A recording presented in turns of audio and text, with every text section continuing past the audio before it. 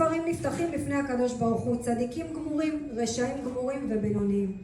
צדיקים גמורים נחתמים בראש השנה, רשעים גמורים גם נחתמים בראש השנה, ובינוניים, שזה פחות או יותר כולנו, כי אם לא אז בטח לא היינו פה.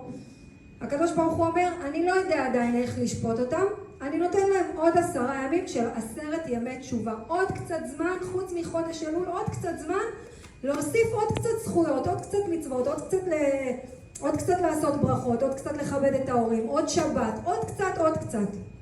ואז אנחנו מגיעים ליום כיפור. יום כיפור, כולנו ככה לבושים בלבן, באים לפני הקדוש ברוך הוא, והקדוש ברוך הוא שם לנו חותמת, מה שנקרא שם את הפלומבה וחותם אותנו. ואז המלאכים באים לקדוש ברוך הוא ואומרים לו, תשחרר את הפתקים, בוא נעשה הלכה למעשה מה שחתמת. יאללה, הגיע הזמן להתחיל לפעול, זה העבודה שלנו. והקדוש ברוך הוא אומר, לא, אני משאיר את הפתקים אצלי. אבל הם אומרים לו, אבל למה? יש חותמת של בית דין, למה אתה משאיר את הפתקים אצלך? הוא אומר, לא, אני משאיר את הפתקים עד להושענא רבה. למה?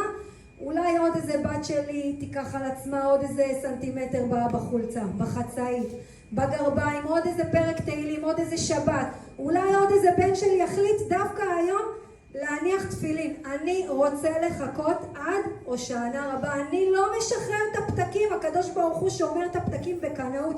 והמלאכים לא מבינים ואומרים לו, אבל יש חותמת, שחרר את הפתקים. אני לא משחרר את הפתקות. לא להגיד זהו, נגמר יום כיפור, יאללה, די, נמאס לי מהגרביונים, נמאס לי מהחצאית, שמתי כל חודש אלול, עשיתי, השתדלתי, יאללה, מספיק, עזבי אותי עכשיו, מצוות, עזבי אותי, תני לי ליהנות, תני לי לבלות.